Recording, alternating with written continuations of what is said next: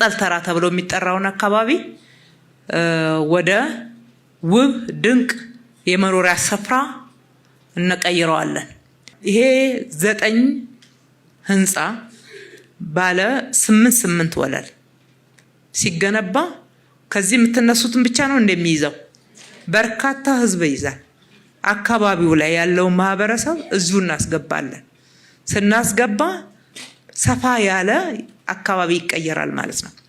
የእናንተ የነበራችሁበት አካባቢ ለብዙዎች ተመልሶ በረከት ይሆናል፣ መትረፍ ይሆናል ማለት ነው።